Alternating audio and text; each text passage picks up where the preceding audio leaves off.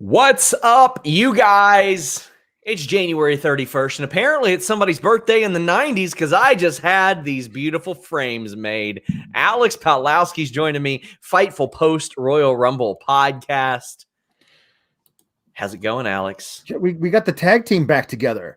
Two old tag teams reunited.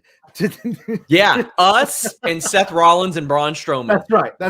That is the other old tag team I was referencing. Yes. But it's a night for reuniting old tag teams. And we've got the frames to prove it. That's right. Guys, quick plug, youtube.com/Fightful Scraps. We did watch-alongs for the men's and women's Rumble, trying to get those watch hours up. But how about this? FightfulSelect.com. You'll hear me tooting that horn quite a few times on this show because we reported like a ton of news on today's Royal Rumble on Fightful Select. Please leave us a thumbs up. Please subscribe. Please tap that bell for notifications. We have a Twitch channel, twitch.tv/FightfulGaming. Everything from stock updates to video games. Even stonk updates at that. I mean, if you're a little bit confused, we got all kinds of stuff for you. Fightful is truly branching out, but we're wrestling at our core. My God, we're all about wrestling. And tonight was a fun show for wrestling. The Royal Rumble. I did a big feature called Inside the Royal Rumble to lead up to this. So I'm going to have some unique insight on this. If you guys haven't checked it out, please do. But Alex, I thought that this show was awesome. I really loved this show, top to bottom. Even the stuff that I kind of didn't like, in the grand scheme of things, I was like, pretty good. Yeah. I think you liked the Goldberg Drew match a lot more than I did. I thought that the women's tag thing was just overbooked to hell. Yeah. And the Sasha and Carmella, fine, good. The last man standing was an amazing match until the finish was completely blown and ruined the whole thing. Yeah. But the women's Royal Rumble built a brand new star, and that is so rare that everything else melts away. Yeah. Because that was such an amazing moment. It is the wholesome wholesome-esque thing I've seen in wrestling in a long time, and so everything else kind of pales in comparison. Now, guys, throughout this show, if you're a first timer, you're going to hear us say, "Oh man, I like this match." We will still have criticisms of that match and some of the booking that led to it. But guys, get in these super chats. I can't tell you how important this stuff is. This is big for us. And our friend Tim Traver says, "Very happy Tuesday. I'm getting a shot on my right side of my left ankle. Going to start rehab." He's had a bunch of surgeries lately. Yeah. Big shout out to our buddy, Tim Traver. But you'll get your super chat in. We will read it as it comes up on the show as we cover that specific thing.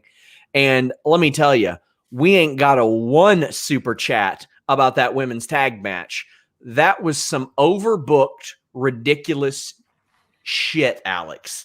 And I had people, when I said overbooked, they're like, "Well, not really, because it makes sense to do." I was like, no. I'm not talking about where they go from here. I don't care about where they go from here. I care about needing 4 distractions and interferences in 3 minutes, Alex. Oh, God. Just have Lacey come out of the crowd with the brass knuckles already wearing them, or have Flair if you really need Flair to give them to her, fine.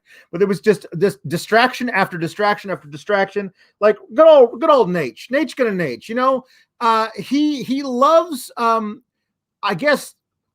Can we say they're doing it? I mean, it seems to be that they're promoting that's a thing. So he loves having sex with a young woman who reminds him so much of his daughter that he has to screw over his daughter.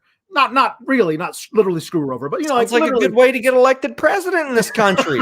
I'm just saying, not to get political, but we're not political anymore. Yeah, he has to screw out of the tag titles because he just loves that Confederate version of his daughter so much. This is ridiculous. This whole thing is ridiculous, and I mean, like Why do you even bring Charlotte back to team with Asuka if the thing isn't Charlotte turns on Asuka to feud for the women's title? If you're gonna put Charlotte in this weird Freudian story about her father trying to have sex with her, that's a weird thing.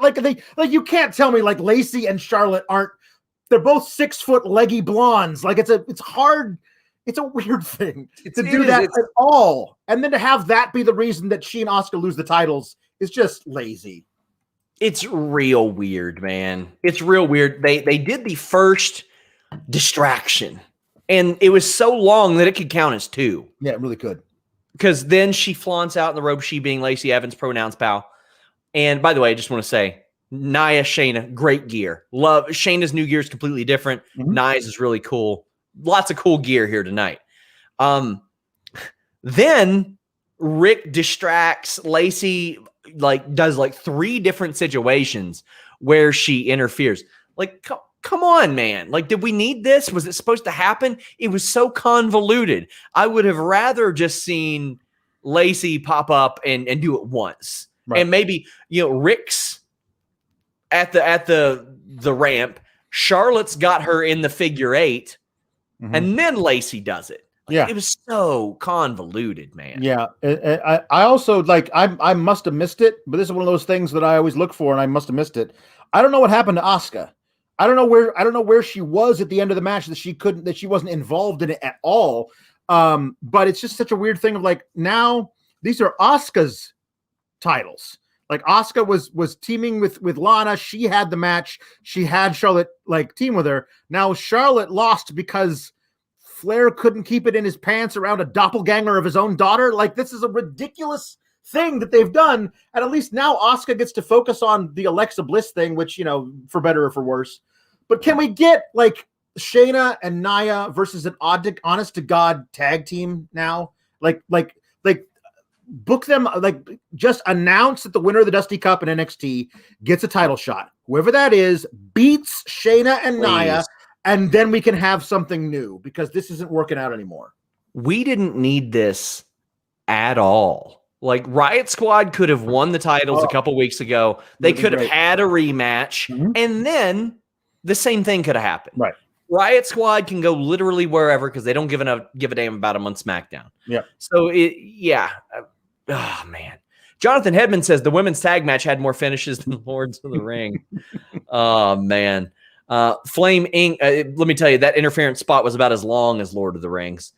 Flame Inc. said, I really wanted the women's tag in with Charlotte losing, going to Mania, then versus Lacey, and Asuka versus Alexa at Mania. I might get my prediction. You might still get Alexa and Asuka at Mania. And if they do Kana versus Funhouse Alexa, sure, cool. But the sad thing is they've already done their match twice, and it's WWE. No, it's still technically January.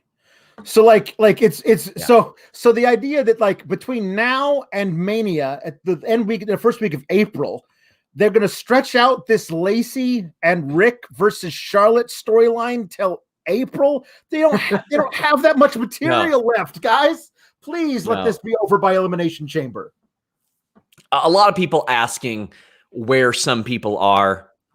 You can pretty much guess what's going on if those people weren't on the show. And you can't blame WWE for that. There's certain life situations they can't really handle right now. But that was the miserable booked women's tag. And Nia, Shayna having the titles, cool, whatever. I love Shayna Baszler. She's incredible. I like a good leg drop to the back of the head. One of my favorite moves. Sure. Whatever. Okay. This was the least probably the least consequential thing on the show, all things considered. It's just, man. It's the least consequential thing on the show, and a title changed hands. That'll tell you what they're doing with the women's tag titles. Charlotte, from a performance standpoint, did good. The double moonsault, the double natural selection, cool. WWE Championship, Drew McIntyre defeated Goldberg. So if you guys saw me on the first Raw when this happened, I was not happy. And then someone very, very, very high up in WWE messaged me, and they said, Bill is going to do the right thing. And I was like, or Bill is here to do the right thing. Okay. And I was like, all right, I trust this person very, very much. So I was like, okay, he is. And apparently, took a liking to Drew McIntyre, as he should. But there have been some situations. One, last year, as we reported on FightfulSelect.com this week, Goldberg had apparently said, you know what, I don't want to do a jackhammer. Not after what happened with The Undertaker. My shoulder's jacked up. Bray Wyatt was like, yeah, buddy, me too. So they weren't going to do it. And then Vince is like, oh, goddamn, pal, you got to do it. It's jackhammer. You got to do it. So he insisted on that. Bad move. We saw a really bad one. From what I was told, there was also not supposed to be a jackhammer tonight. They did it. It was bad. Everything else I liked, but I understand that you have some maybe different thoughts. Here's the thing. You had some inside info while watching this. Yes, I did. From when they immediately said, this is going on first, I was like, something's up.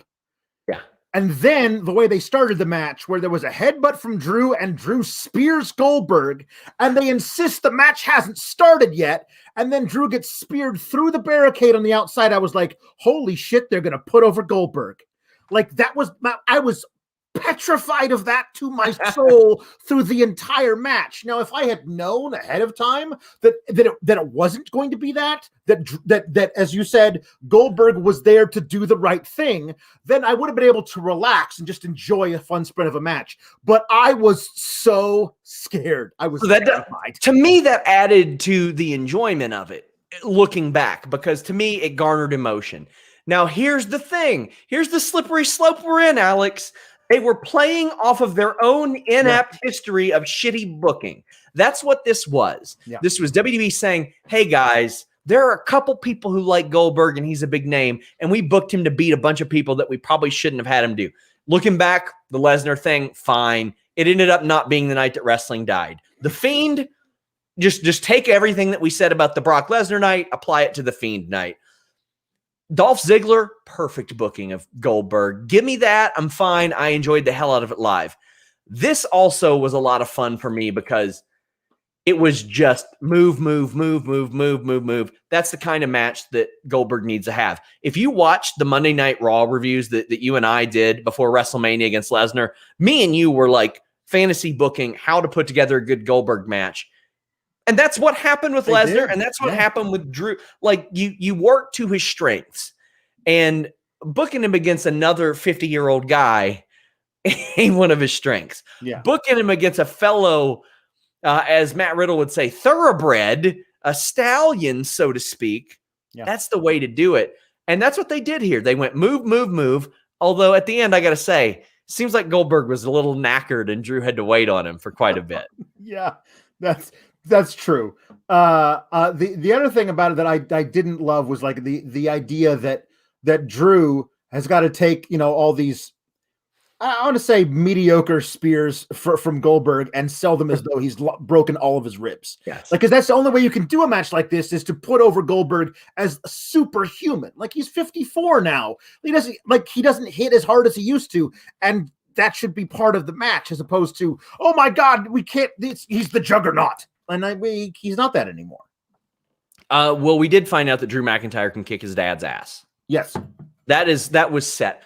I really enjoyed this match because, again, I don't want you to say, I don't want anybody to say, well, see, that's what WWE wanted. No, WWE did not want, starting back in 2016, for me in 2021 to think, oh my God, WWE is booked so shitty and I'm going to have to review it the next several weeks. Well, I have to review it as Goldberg is champion.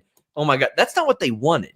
No. But they capitalized on the fact that that's what they have. And I at least like that. If you're going to book something really, really terrible, at least go back on it eventually and do something like this.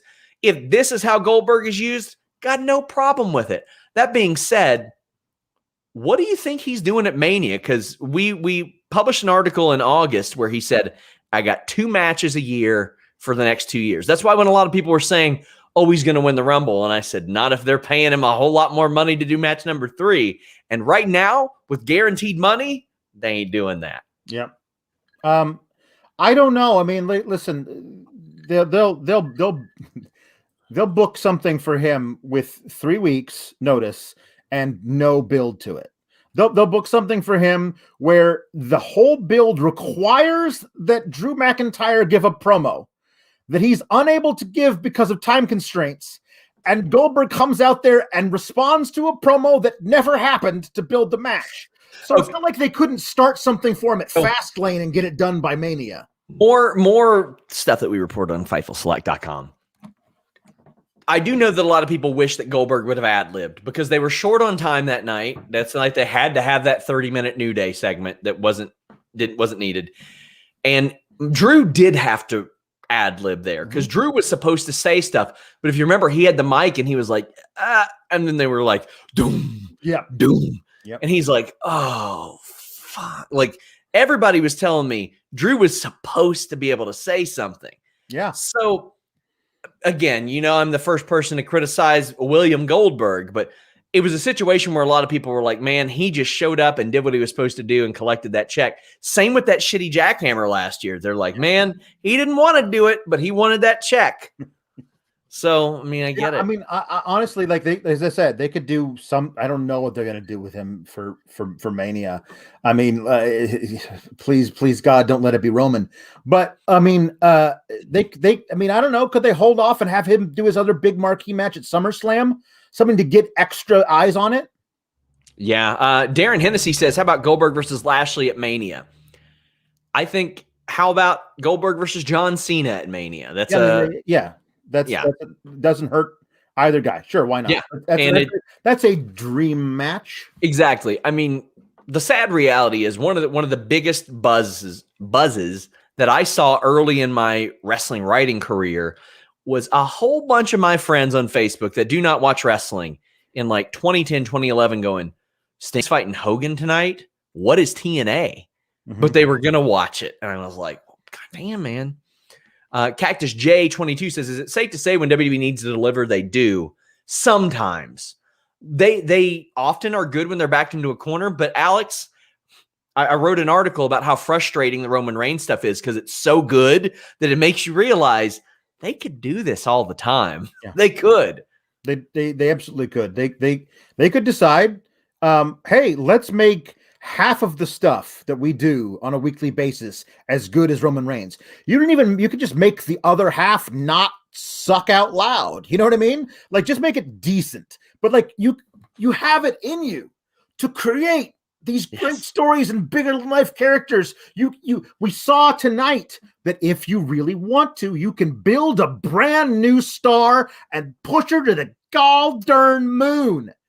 So why don't you do it all the time? Yes. Because it would make us like your product more. So do that. And Cactus J said, does knowing finishes ruin events for you? I try to not know the finishes. I go out of my way to not know the finishes. All I knew about this show was Bill is there to do the right thing. However, my thing is like, what if this is somebody that Bill had talked to? Yeah. He could think that the right thing is a whole lot different than what I think is the right thing. Or when did you get that message? It was the night of the Drew Goldberg promo. So Vince easily today could have been like, nah, pal, we're going to put the title on Bill. There you go. Oh, man.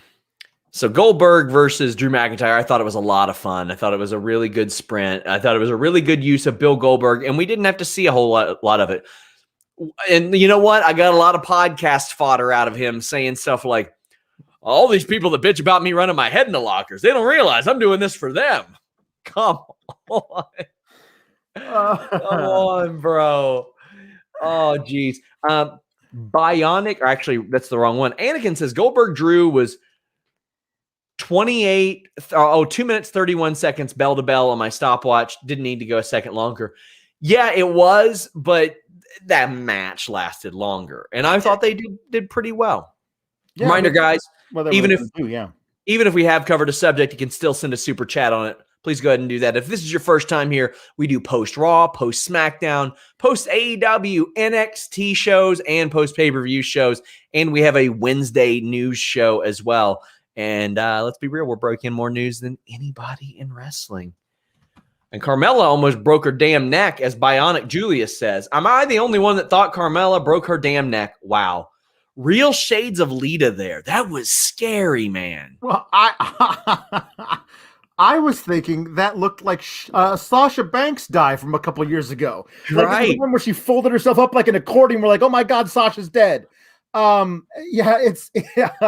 expected Michael Cole to pull a, oh my God, that's Sasha Banks's move. Like it's that was crazy. But Sasha Banks gets such great matches out of people. You know what I mean? She does. And if this was your thing to keep Sasha busy while she's waiting for her big program to lead her in a Mania season, Carmella nailed it. Yeah, Carmella is way better than anybody gives her credit for. If anybody, because I know I'll still have people say, "Oh, no, she's not." The match I always tell people to go back and watch: Carmella, Charlotte, when Charlotte came back from surgery. There are certain things in that match you'll look at and you'll be like, "Oh, Carmella really helped Charlotte out a lot right there." Carmella's role for the last 2-3 years has not been to have great matches. It's been to hang out with R-Truth and dance.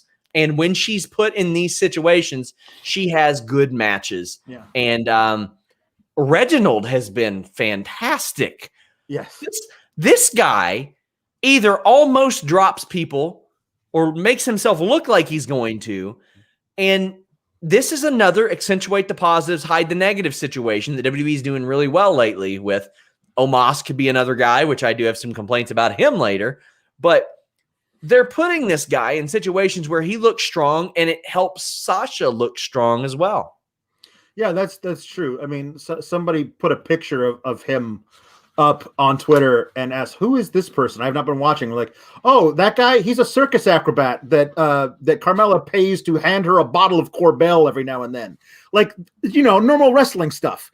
Like he's nailed his role perfectly. I would love to see a Carmella run at or near the top or on TV at all, where she's not tethered to a dude. Like with Ellsworth and Truth and now with Enzo and Cass, which by the way, exactly. I remember when she was added to that group and people were mad.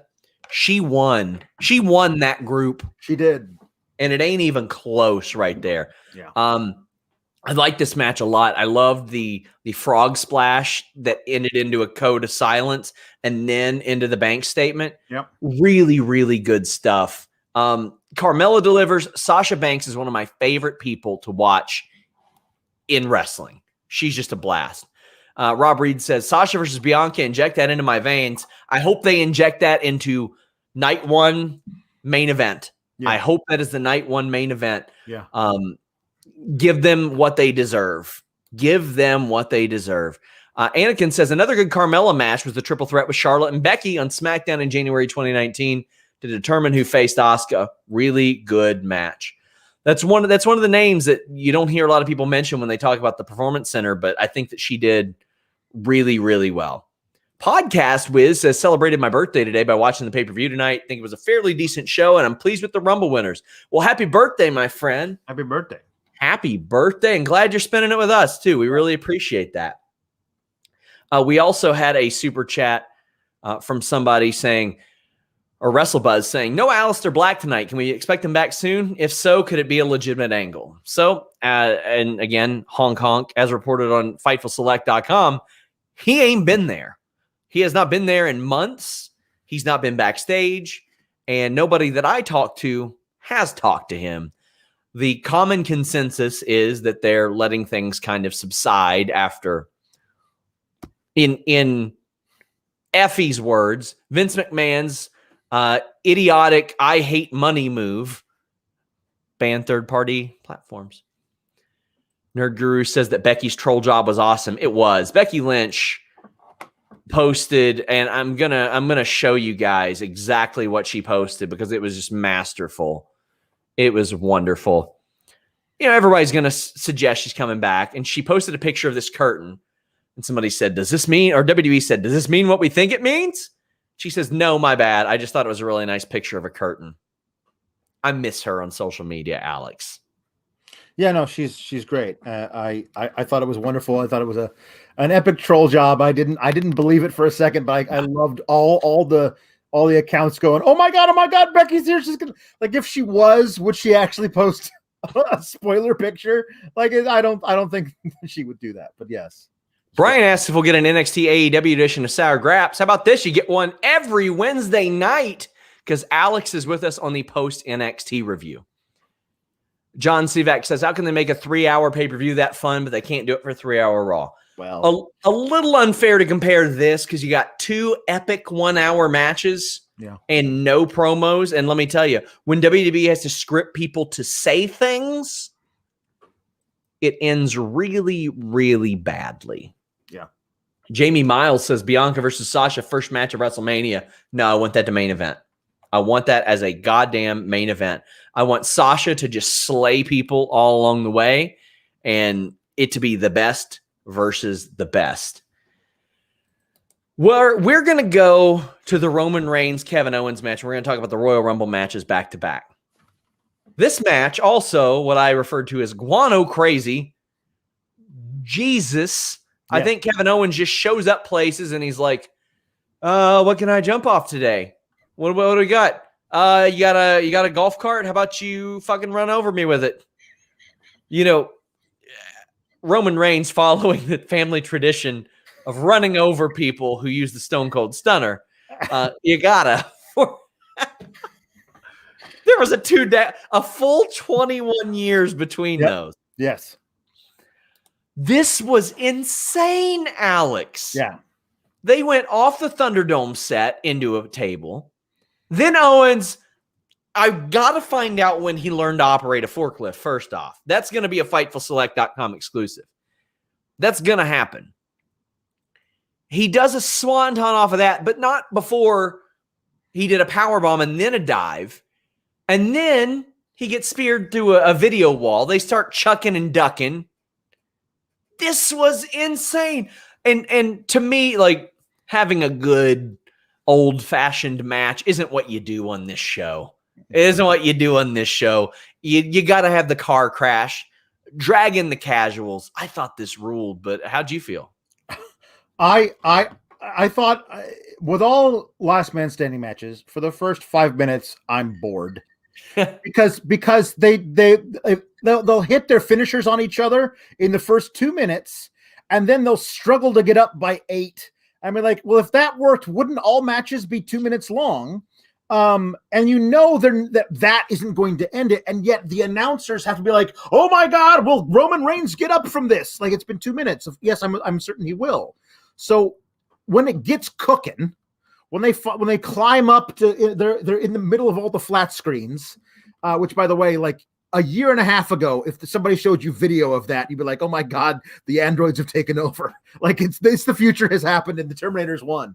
But like it's such a weird visual. But when they started doing all that stuff, they have, Roman chucks him off the seats into the table, and and he finally gets up, and they go into the weird backstage area, which is just cavernous because it's in a huge friggin' ballpark. Yeah, they have a separate ring over there and everything.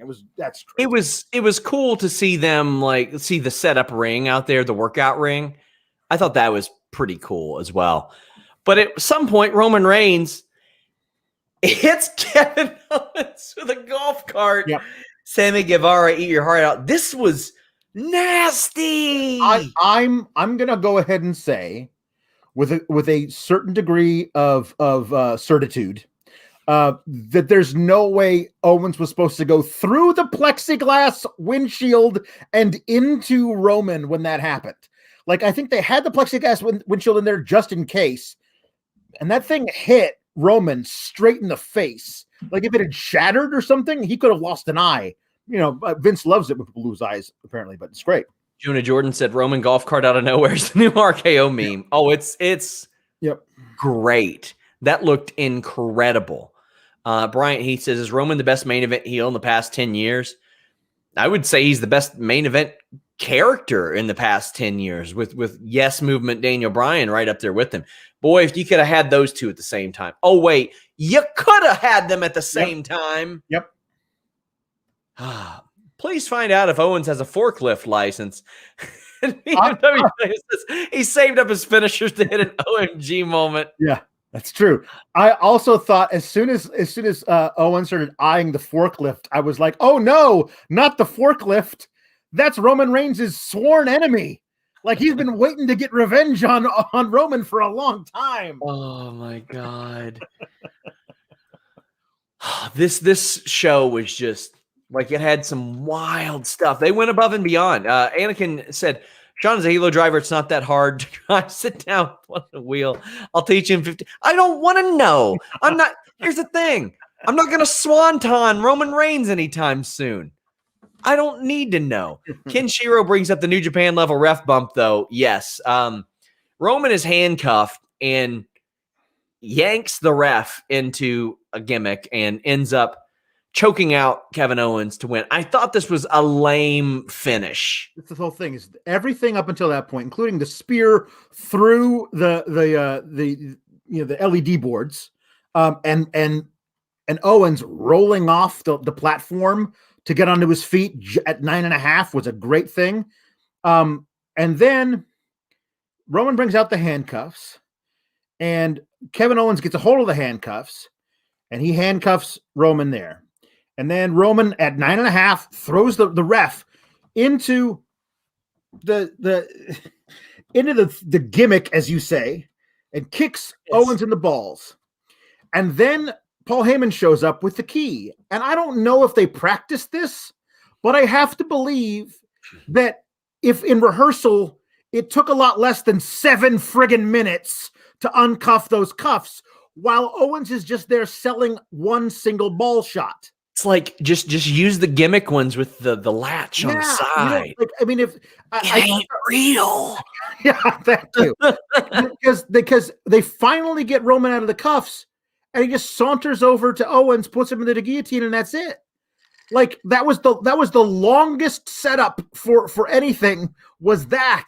And it took all the air out of it. Like if they had forgot to wait for Heyman to come in, immediately uncuff Roman, and then go into the choke, fine. But they didn't. It took forever, and it kind of ruined everything. It won't stay up, says stop the count. Yeah. Cyclops says the ref spot was such a great jerk heel move. It was. Yes. It really was. And hey, Jonathan Hebben says just join Fightful Select Patreon. So should you. We never use the term Patreon because we're going to move off of there ASAP. Yeah. We're moving off of there. But hey, we had tons of exclusives today. We had the match lineup, people who were backstage, all kinds of stuff there, including a few people who popped up there. But yeah, there were some NXT talent that were actually told that, oh, hey, we might need you for a Bad Bunny thing. And they ended up not doing it. But Graydon says Kevin Owens has all eyes from OSHA on him. I don't know what that means. OSHA is the Office of Safety in the Workplace thing. Yeah. Fair point. Fair point. Dan Partridge says Edge versus Roman or Edge versus Drew. Which would you rather? I mean, I kind of want to see how they would build a Drew thing. I would love to see if it would be a way where like they enter it like as respecting each other, but as Drew beats on Edge because Edge won't give up, like the crowd kind of turns on Drew. And I'd like to see Drew, like he's been at the top long enough. I want to see him push to his limit as a performer. And him being booed when all he's trying to do is just defend his title. Like, I want to see him do a little Bret Hart. Like, I think that would be really kind of cool if they did that. There's an awful lot of story there that they will not tell about how Drew came out after WrestleMania last year and he said, I want to defend this title against people that deserve it. And they put Big Show out there. And he said, Big Show didn't deserve it. He used to. He doesn't deserve it anymore. Did Randy Orton deserve it 3 or 4 different times? No, he got preferential treatment. Yep. Like, then I got to face Goldberg. Did he deserve it? No, he didn't deserve it. He's like, now I've got a guy like Edge coming after my title, and I've been in the spot that so many of these other younger guys are in, and I got fired when I couldn't get beyond that. And like, you got more old guys holding people down. Like, there's a way to do that, and it'd be rooted in truth, but Edge won the Royal Rumble. So within the story, he does deserve it. Oh, man. Daniel R says, first, Reigns and Owens is awesome. Since neither one, WWE, please give me Bryan and Riddle for 25 minutes at Mania. I think they would like that very much based on what we saw tonight. We'll talk about that. Bad Bunny. Tyrone Kidd says, better crossbody, Bad Bunny or Snoop Dogg? Oh, Bad Bunny. Bad Bunny. Nerd Guru says, I wonder what the scary finish would have been. I know that got a lot of traction. The tweet that said that there was a scary finish that was pitched. There's at least one of those for every WWE pay-per-view, my guys. It's so true. Every single one of them. And you know what? Bianca Belair set a record tonight. She went almost an hour, and you know what? I bet she was parched. Yeah. I bet she needed to be hydrated. And sometimes you want to go long, but sometimes it's hard to go long because you're thirsty. But Hydrant has you covered. It's a new year. It's time to make a new, fresh start. The days are shorter. It's colder. Your energy's lower, especially when you're trying to go a full hour. By the time you feel thirsty, it's too late. You're already dehydrated. But drinkhydrant.com/Fightful has you covered. Use the promo code Fightful for 25% off your first order. Hydrant is a refreshing drink mix powder made with 4 key electrolytes: sodium, potassium, magnesium, and zinc. I drink them before I go to bed, when I wake up, to kind of get what I lost that night. It's made with real fruit juice powder, no artificial sweeteners or synthetic colors. There is no nonsense, just science. It has also, they've got Hydrant Immunity, which I've just come to love. Vitamins A, B6, B12, C, and D. That vitamin C is very important, especially these days. You got that ginger and turmeric. You got water meeting wellness, and they got a 100% satisfaction guarantee. If you don't like it, send it back for a full refund. You really got to try it out, and you save 25% when you go to drinkhydrant.com/Fightful. I love this stuff. I used to use another hydration drink, and I fell in love with this stuff immediately. It's improved my mood. I got better focus, better clarity, more energy. You can clear up your skin when you stay hydrated as well. drinkhydrant.com/Fightful and use that code Fightful. And by God, what a Royal Rumble that we saw, and what a moment we saw. Yep. Oh my gosh. Reminder, guys, get in your super chats. Bianca Belair wins the Royal Rumble, and it was 100% the right call, Alex. Yep. She is a star. And again, it's one of those situations where you know how incredible they could do. They brought Bianca up, and they sat her for months. Yes. And here's what they do, Alex, and they won't admit this. They are so scared of their own ineptness. Yes. Of how they can't just have a fantastic person and book somebody until it's their time and they're ready for the big push. Because if it's not their time right now and they got somebody they see as a big megastar in the future, they'd rather have them off TV so they don't fuck them up instead of, you know what can we creatively do to make this more interesting? What can we do to make them better? But this Bianca Belair, off the heels of that Chronicle and all that, one, didn't need to lose to Bayley ever. That was Bayley needed to win leading up to those matches. Yes. But they're going the right way. You know what? Adam Cole lost a few matches when he popped up in NXT. He was all right. They've got some time here, and Bianca Belair is so good. She is such a star. Yes. You're right. She debuted on the main roster around Mania last year and sat doing nothing until the fall. Like you could have been building her this entire time. She's really only been built for this moment for like the past 6 to 8 weeks, really. And it's all awesome. Like she had that really good showing in Survivor Series. So yeah, it's like 2 months, 2.5 months. Like they could have been building her for a full year. Like everybody been like, yes, gradually getting more and more behind her until we got to this point. It's a perfect choice because here's the deal. You know what the Rumble used to do? Build new stars. Yes. And it doesn't anymore because they never choose new stars to do it. And here's the other thing. You have the 4 horsewomen. And you have some other ones that like Asuka's at that same level. They treat her at that same level. Alexa Bliss just below it, maybe. Carmella, maybe another tier below. It's time to make some new women's stars. And here's how you do that. You have a final 3 that is Charlotte, who is the absolute, she is like, what is the present? She is the top thing. And then you have her in the ring with Rhea Ripley, who she held down last year by beating her at Mania. Now, obviously, she didn't do it, but that's what it looks like. She beat her at Mania. And then Bianca, who they kept out of that program when it could have been a triple threat at Mania. And you have them in the ring, and you have Rhea and Bianca team up to eliminate her. It was pitched as that at one point, by the way. Exactly, it was. We have Rhea and Bianca say, we are the future. We are going to team up to get rid of what is now the past in their minds. And now it's just you and me. Let's go. That was an amazing moment. Well, there was a lot of stuff that led up to this moment.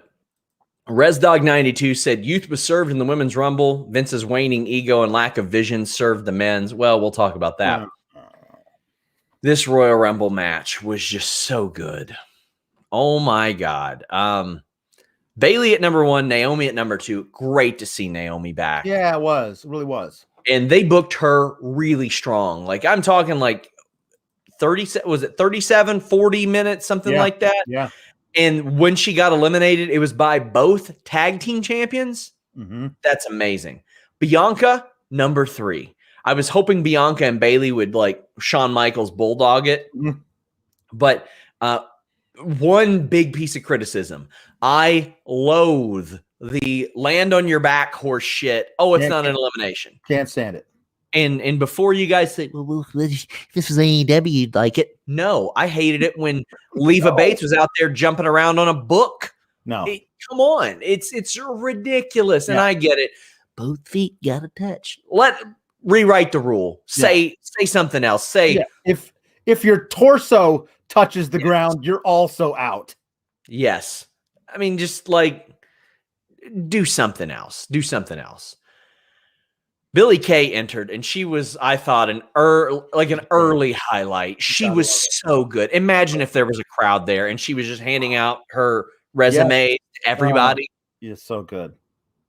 So Shotzi shoots a cannon at Billie Kay. Worth it for the quick elimination. Sure. Worth it. I thought it was great. Yeah. So then Kentucky's own Jillian Hall pops up. This was a shock, and they did a real good job tonight with some shock, surprise Royal Rumble entrances because she ain't been there since September of 2010, Alex. This may also shock you, Sean Ross Sapp. I didn't always get paid to watch this shit.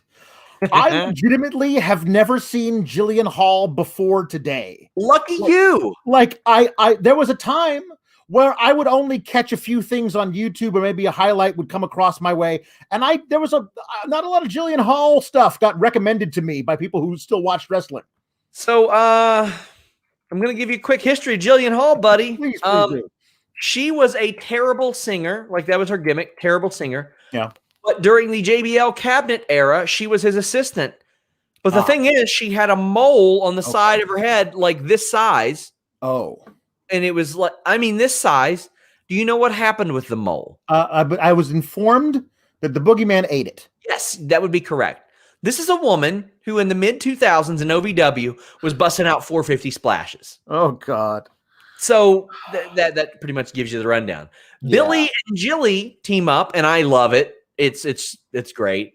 Billy keeps trying to help the Riot Squad, but all due respect to all those people, all that stuff can fuck off. Victoria was in the Royal Rumble, and I was stoked for it, Alex. I spoke to this woman about the Royal Rumble for my Inside the Royal Rumble feature. Check it out.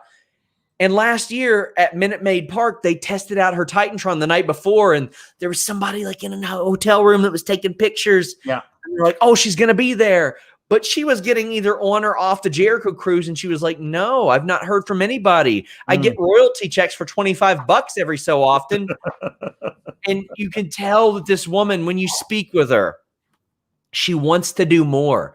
And she has a lot to give back, Alex. Yeah. She has so much to give back. She ain't been there in a decade. Yeah. And she gave so much to wrestling.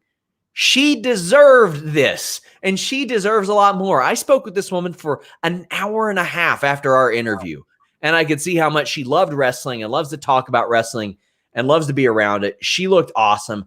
I hope they bring her in for an agent role, to help with creative, to help with coaching, to help with something. Give her something. And I love seeing a Widow's Peak. Check out Making a Finisher, Widow's Peak. I was so happy about this, Alex. There were a lot of really fun spots. One of my honestly my favorite thing, because Billie Kay can do no wrong in my eyes. I absolutely I adore her. Yes. I really I could not have loved more the moment where she and Peyton saw each other, and it was like, oh hello there, you're my soulmate, and we're back together again.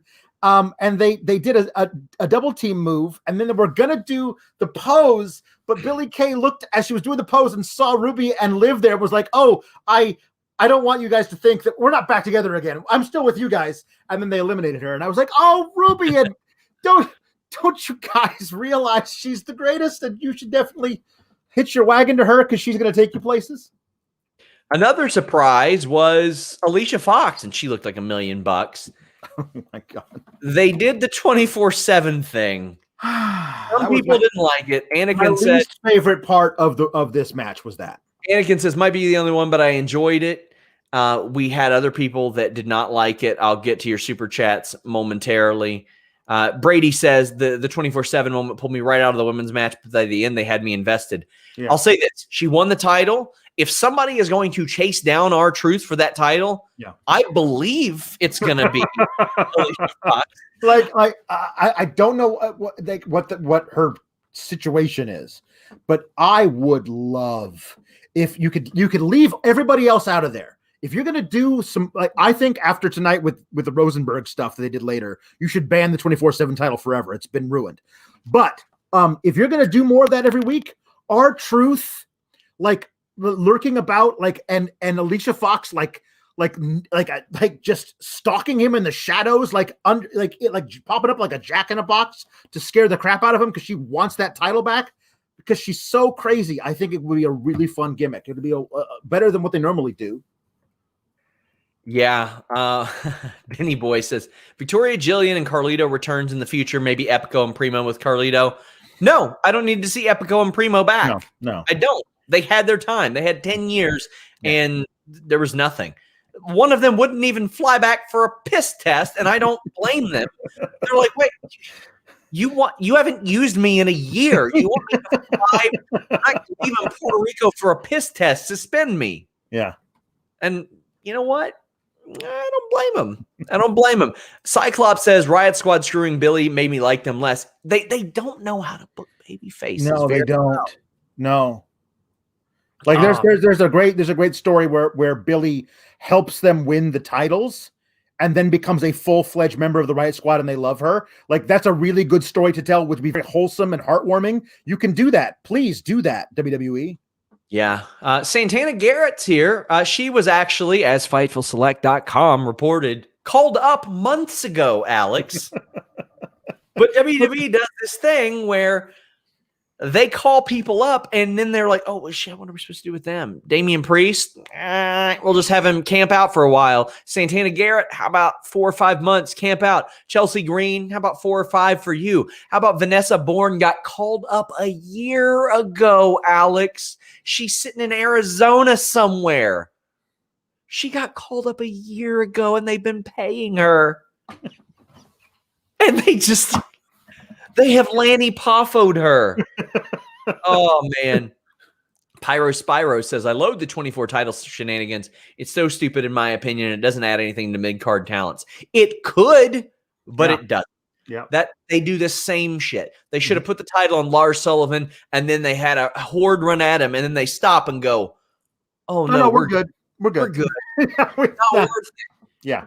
And then they could take their time and clear it up. Well, Rhea Ripley cleared some things up, like Dana Brooks' Royal Rumble status. Holy crap, that apron power bomb was unreal. That was awesome. Tough week for the back of Dana Brooks' head. Like she on Monday and then tonight. Jesus. Somebody says, read my third super chat, but missed the first 2. We read them as they apply to the show, guys, just so you know.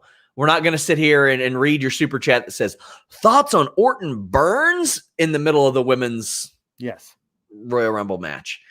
That apron powerbomb was awesome. Also, I'm not usually big on like people sliding out of the ring to do eliminations, but the Bailey sliding powerbomb, I really dug that. That was clever. There's a whole thing. Like, listen, you know that if you're gonna get on the apron, if you go through the middle rope or underneath, that they can't eliminate you.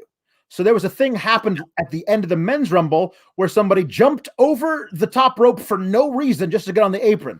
But this was a really sly move by Bailey to not eliminate herself, to be able to eliminate somebody else. I thought that was a really cool move by Bailey to do that.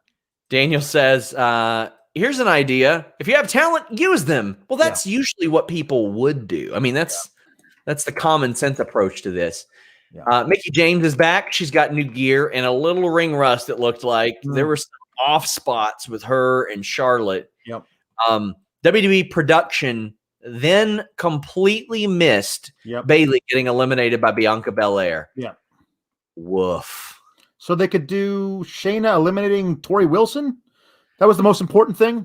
But I got to say, Tori Wilson somehow has taken off 10 years and got better in the ring. Yes. What happened there? I don't know. But yeah, if you're gonna focus on one, like if you're gonna have two eliminations happen at the same time, maybe the one that is based very heavily in storyline, where the person who does the eliminating is the eventual winner. Maybe that's the one you want to focus on. I'm just saying. Guys, please leave us a thumbs up if you're watching live on youtube.com/Fightful. We're also on Periscope, but we're also on Facebook.com/Fightful online. But yeah, please leave us a thumbs up. That stuff goes a long way in helping with the algorithm, and we are a little site that could, so to speak. Again, Tori Wilson looked awesome, per usual. Dakota Kai, great to see her. Carmella shows up. But we had that Bianca Naomi spot there, meh. But then a really heavily super chatted spot was Alexa Bliss, or really the lack of. She had great new gear and all that, but this wasn't quite what a lot of people expected, and I was happy with it. I was very happy with it. Rhea Ripley not having any of that shit. Rhea Ripley is the smartest wrestler in the world. Like he was like, nope, we're not doing that. Like they brought her to bring down the lights and do the Fiend thing. I did appreciate everybody else ganging up on Alexa and beating the hell out of her. And I wondered if there was a spot that they had planned, because everything they could have taped that particular section of it where she gets getting beat up and like we can't see her at all. And all of a sudden she stands up and throws them all off, and she's now the demon version of it. Like I thought they might have done that, but I'm glad they didn't. And I loved that she was turning into the demon, and Rhea Ripley says nope. That was great. I expected mid-match theatrics, and I thought that if they were going to do it 1 year, it'd be this year, but they didn't do it. Flame Inc. says they screwed up the Alexa transformation. I'm really pissed off with that. I hope Rhea is in the crosshairs of Alexa and Fiendness, because that was BS. Well, I hope so too, because I think that could be a fun match, but I didn't need the Fiend Alexa stuff in this. I didn't need it, quite frankly. Right. If you were going that direction, if you want to get Alexa Bliss to a title match with Asuka, and that was how you wanted to do it, well, then you have to do it in some way. But I'm glad they didn't do that. You can figure out a way to get her there anyway. You know how you do that? She's gotten the better of Asuka in 2 matches in a row. So that's how you get their title match involved.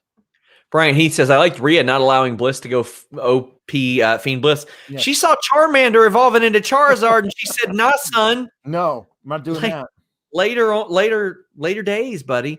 Drew says they didn't do Fiendette. I'm so thankful. Me too. Joe Holbert's not. He had a lot of money running on that. 34 names Deegan says, have they dropped the Fiend stuff? Like no interference in the Rumble with Randall, but I did love Rhea's nope to Alexa. I did too. Yeah. That's the thing. I'm completely okay with this because I think it works, but they have not dropped the Fiend stuff. No. Or else we wouldn't have seen Alexa whatsoever tonight. Right. Like not a bit. Somebody says, he doesn't know what OP means. You mean overpowered? Oh, man. I don't know what OP means. Oh, my gosh. Buddy, I got a Twitch channel, okay? I play Tetris once a week. Brian Mahoney says maybe they're realizing that magic isn't getting over. Brian, I love you, buddy. Just busting balls. But yeah, well, you never know. Fantasio didn't get over, although he did move to the USWA, and he became an original member of the Nation of Domination. Yeah, crazy. You never know. Oh man. So I'm looking to see if there are any more Alexa. Somebody say overly pit. No, come on. Yeah, Joel says subscribe to that Twitch channel, please. Lots of good stuff over there. So Lana shows up and eliminates Nia Jax, and this had to happen. Yes. It had to happen. She ain't been hurt, as FightfulSelect.com reported. Yeah. Toot toot. I love this. You had to have this happen. Now she's going to go through a table for 2 months in a row. Yes. But here's the thing. This can be, it's allowed to be. You could do this if you wanted to. This could be the closing chapter. This is her getting her revenge. Eliminating Nia when Nia had a shot to win the Royal Rumble. She comes in and she gets back at Nia, and that's it. She won. Lana, after everything else, Lana won. And you never have to have them do anything else against each other ever again, because we've seen it. We don't need to see it anymore. This is a nice, heartwarming end to that story. Done. If you guys want to see our live reactions to a lot of these, Fightful Scraps has our watch-alongs. As Hannah said, we popped hard on the watch-along for that elimination. It was a good time. Oblivious Carrie says Alexa's entrance was very cute. I did like her entrance. Yeah. I like the ear, too. Nerd Guru says no point in Natty being 30. I didn't mind it. Well, the thing of it is like, if I thought they were going to have Natty be 30 because somebody was going to beat her up backstage and take the spot. Yeah. Like, Natty being 30 doesn't make any sense because we know Natty's not winning the Rumble. Like, it doesn't like. It looked like it when Shayna and Nia beat her up. I was like, oh boy, what's going on here? Yeah. But Natalya made it to the ring, and they were in the final four. I'll get through some of the other super chats. Glenn Jacobs said, not that one, says, can't believe they managed to rebuild Alicia Fox. I can. I think she was a talented performer. I think that for what she does, she did it really, really well. JJ says, hey, Sean and Alex, fun show overall. Last Man Standing was fun. I get why the men's rumble was last, but women should have main evented, in my opinion. Mine too. Now, I know a lot of people will say, let the casuals. I don't care. Let those casuals become fans of Bianca Belair at the end of this show. Yeah. And Volub says, I'm glad the Fiend supernatural stuff was curbed for the Rumble matches. Much love to Bianca winning, and I'm happy to see some of the people back. They made the right call. They really made the right call, and it looks like most of these super chats are about Bianca winning, as they should be. Yes. This kicked ass. Yeah. This was awesome. Yeah, the final four, Bianca, Charlotte, Rhea, Natalya. Natalya's out quickly. And you had the last three that they should have been the last three. Yes. Rhea Ripley, Charlotte, Bianca. Bianca and Rhea look at each other and they go, let's get her to out of here. Mm-hmm. And they did. There wasn't, I'm going to turn on you. I'm going to turn on. They were just smart. Yep. And that's what I want in a baby face, Alex. I want smart baby faces that win matches. Yes. And don't say corny shit. And I also, this is just me, but I also love the moment where they both found themselves on the apron and said, you know what? Let's get back in the ring and do this right. And they did, and it was badass. And I was like, because I want to like both of these women so that when either of them win, I didn't want to, don't turn Rhea heel in the moment by having her sneak attack Bianca. These are two of my favorite women wrestlers on the planet. Don't artificially make me hate one of them. Let's have them go at it and see which one wins. And because either way, we win as fans. If I think that they made the right call, but if they had Rhea win, that's also a very good thing.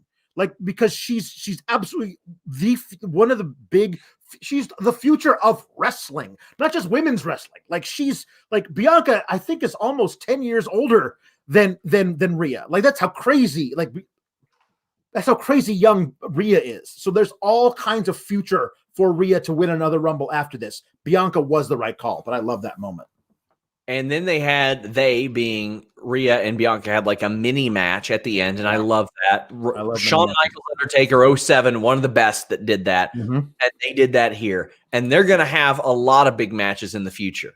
Like these are two of the pillars, and Charlotte's going to be involved in a bunch of those because she is too. But they got to have more. They need more. And that's even when you got Nikki Cross sitting on the sidelines for months at a time. I liked she did some really good work in this Rumble. I liked that the stuff she was doing on social media, her promo she was cutting leading up to the match were really, really great. And it's crazy to me that she had multiple SmackDown women's title matches that she always came up short in. She was a women's tag title holder for months during this whole time. And now we have nothing for you. Go away. That's ridiculous. Bad Bunny's DJ equipment says next week Natalia's going to start her entrance with record scratches and saying it should have been me. Guys, please get your super chats in. We're still talking this a win, and Bryant Heath hits it on the head. Bianca's promo legitimately made me happy. Seeing a wrestler really happy to win. It's freaking great. It was like real. Are you kidding me? Like real, honest to God, true emotion in the moment is not something we get to see because it's usually just like, okay, you're going to have an interview afterwards and, be happy. And this is like, no, this was like, especially coming off the heels of that amazing Chronicle, which if you have not watched it, you have to. It's so just, it's emotional. Just watching her be herself and tell her story is fantastic. And with all of that knowledge, and you get to see her in that Chronicle with her mom and dad, and with Montez Ford, her husband, and how much she loves them, how much they love her. And when she mentions, don't challenge them, Alex. No, the thing is, they're gonna do it, but I please don't. Drew Nicholas says not only is Bianca winning an amazing and establishing a new star, her promo after was a tearjerker and solidified her even further as a deserving winner. I'm with you. So and some kind words from Brian Mahoney. Yes, we can disagree. But Nerd Guru says having Bianca and Rhea dropping Charlotte was perfect. However, someone tell that Triple H it still didn't make sense 7 months later. I agree. It didn't make sense. The Rhea thing didn't make sense. And he can say, oh, well, the world happened. The pandemic existed when Charlotte won. Like Charlotte right now is taking pinfall losses. I mean, because of in her thing with Lacey Evans. Like you telling me she couldn't have lost to Rhea Ripley back at Mania and made a brand new huge star in Rhea Ripley and been okay by now? I think she could have. Like, it's ridiculous. The other thing, there was a big missed opportunity. Raquel Gonzalez should have been in this match. So that was a super chat that we got. Bunny Boy says, no Gonzalez, but Kai seems weird, or Candace. I don't think Kai seems weird. I thought it seemed weird that there wasn't Raquel because I thought she should have been in there and eliminated 7 people. Yeah, me too. Jonah Jordan says, Victoria looked amazing. Talking about a match I want to see. Victoria versus Sonya, just pure viciousness. I mean, Victoria is about to be 50 and she retired on the spot about a year and a half ago. So I don't know if she would want to do that, but because she told me she doesn't just want to be there in the background. Yeah. She wants to do something if she's going to do something. I did like Sonya putting over Bianca in that little, panel segment they had after this match. Yeah. And talking about like she does. I like her. She says what she's going to do and she does it. That's why I want her to be on my show. And I think that I don't know what the plans are with her in her court case or whatever, when she's going to be actually fully back to wrestling. But if Bianca were to win versus Sasha, the only woman I want to see take that title off of Bianca is Sonya Deville. That's a feud I want. Heel Sonya versus babyface Bianca. Oh boy, sign me up for that. Maddie B. Wrestling says, what a coincidence. There was something in my eye right when Bianca won the Rumble. And Justin Lopez, our friend from Pro Wrestling Spotlight, says, love this match and Bianca's emotion at the end. My only nitpick is I would have had Rhea eliminate Charlotte over Bianca to get her back for WrestleMania. I don't think we're done with the story there. I hope not. Bryant says, is Sonya injured? Is there a reason she wasn't in the Rumble? That's just not what she's doing right now. Yeah. Not what she's doing right now. Kevin Sliter says, Bianca was the right and only logical choice to win the Rumble, in my opinion. Well, based on the way that they've booked things, yeah, but there could have been multiple logical. That ideally, that's what you have, Alex, is that you have multiple logical potential Rumble. That you get down to the final 4 and you say any one of them could win this. That's what you need to do. Like we watched on the Twitch last weekend or whenever it was. We watched the 2001 Royal Rumble. It was a lot of fun. And the final 4 was like The Rock and Stone Cold and Undertaker and Kane. Are you kidding me? Like at that moment, it was perfect. And like any one of them could have won it. Like I remember watching that Royal Rumble when I was younger, like watching it live and being like, I don't know who's winning this thing. Like that is a really fun. And also any one of these who does win will be good for wrestling. That's also a good thing. Someone says, did you notice that Peyton did a widow's peak? I thought she got one done to her. No, I don't. She did one to somebody else. And then Victoria was like, no, I'll show you how it's actually done. I love that. Ultra Real says underrated spot was Shotzi nearly shooting Billy Kay in the end of their tank. I love that. That was really, really good. Nerd Guru says Bianca winning made me pop almost as hard as when Becky won. It's so good when they make the right call. Just keep doing that. That's the thing. They keep saying, oh, well, sometimes you got to book heat. You can't always give them what they want. Why not? It's a consumer-based product. Yes, you can give people what they want. It's such a weird thing. Like it's so indicative of just Vince's thing. Like he's a cruel man. The funniest thing in the world to him is watching somebody get pushed into a pool while they're wearing clothes. Yeah. He likes to F with people. It's how he gets his rocks off. And Jay Williams says, the moment Charlotte got hoofed out, it was Rhea and Bianca. I was like, I'm done. I don't care who wins. I'm happy with either of these choices. Good choice or better choice was what it was. And I loved Charlotte's reaction, that smile. Like, you guys got me, but I'm going to get you. Like, Charlotte plays her character to a T. She knows exactly what her character is supposed to be. The problem is, I don't think the bookers do all the time. Yes. They she can be a babyface because she's so good, where it's like, she's so good, you kind of hate her, but she's just not being an asshole for that period of time. Mm-hmm. I really like a lot of the newer approaches where people can change from month to month because humans do. And also they can react differently to different people. Yes. And alignment shouldn't be it. Like what they're doing with Sheamus is interesting because he and Drew are best friends.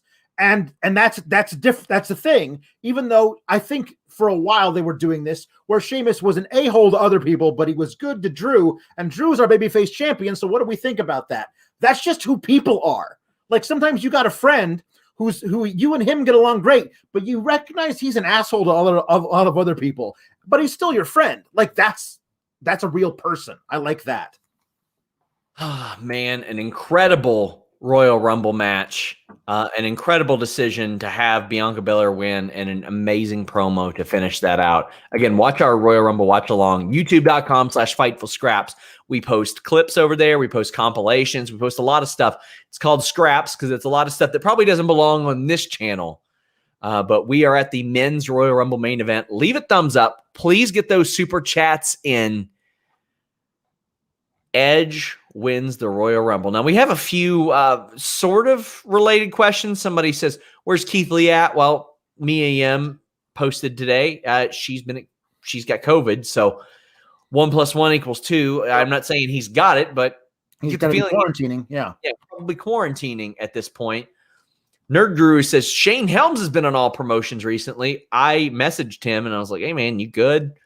No, was the answer. Hopefully that was a nasty fall. We'll talk about that. That was a bad fall. And more than meets the eye because the man's ankle is fused together. Yeah. Fused together. So hoping he heals up soon. But while we're issuing congratulations to people like Bianca Belair, congratulations to our friend Jessie the Buckeye. She had her child tonight. Oh, wonderful.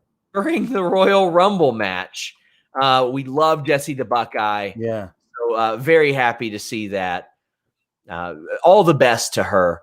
And someone said, what's the latest with James Storm? Wasn't he supposed to debut last year? Yeah, he was. But now he's working for Impact without a contract there for the time being. But number 1, Edge. Number 2, Randy Orton. Edge gets beat up by a bunch of heels early on. Mm-hmm. And then he ends up beating up Randy Orton and taking him out, and they drag Orton out. I hate this, Alex. Yep. I loathe it. Yes. That and a few other things that I wish they would never do in a Royal Rumble again. It's so lazy. Mm-hmm.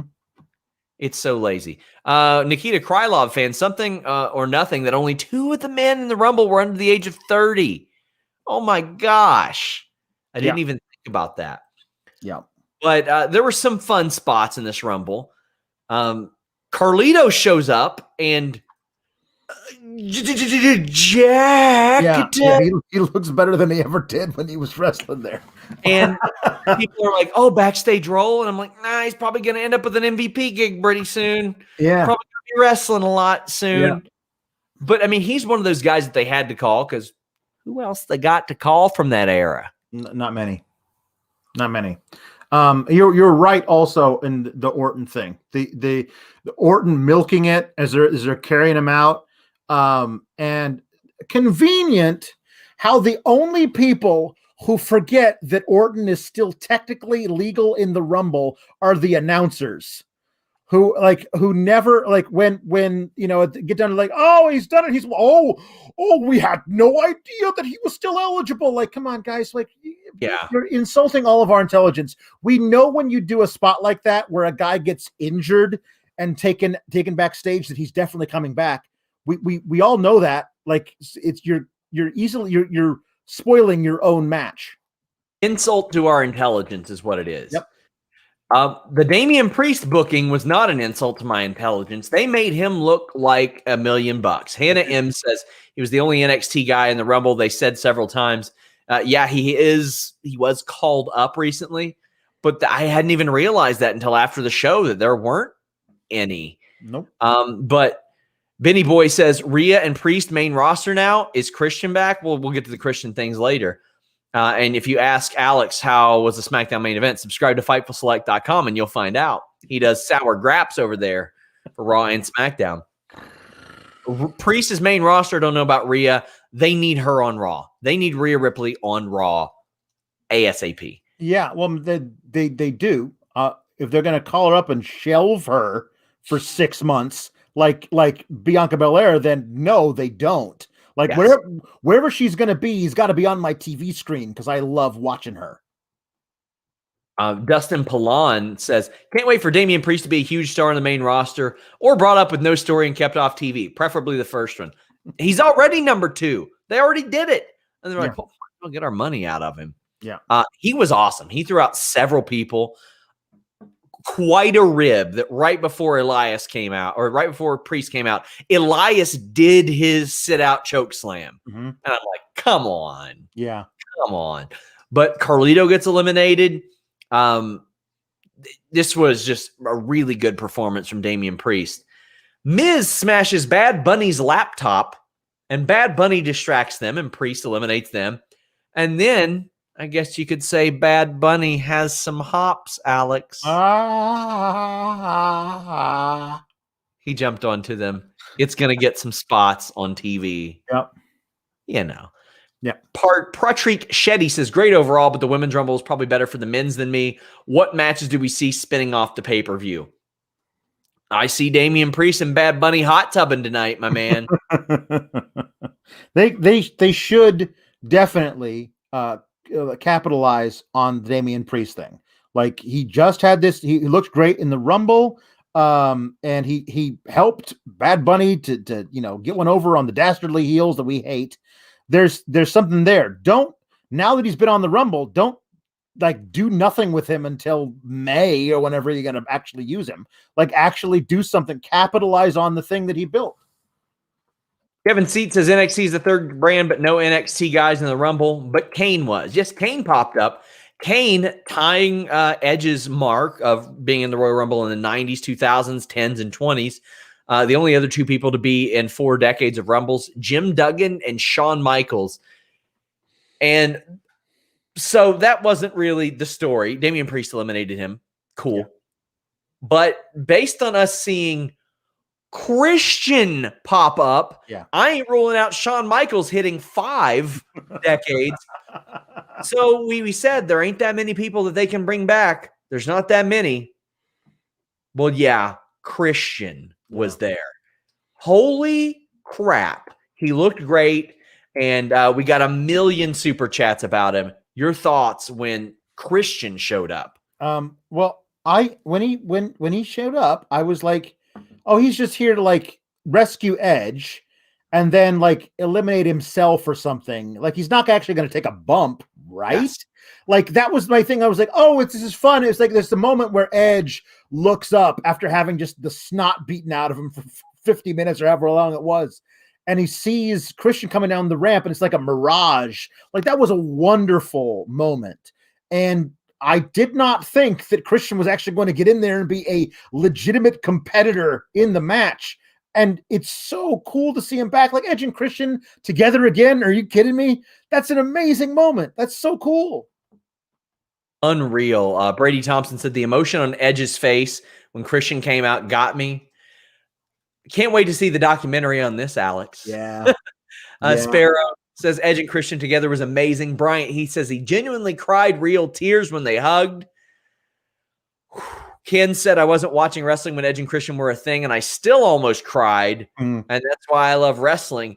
Darren Hennessy says, overjoyed to see Christian back. Do you think we'll see more of him in the ring after this? I sure hope so. We better, Alex, because he is still owed an Intercontinental title match.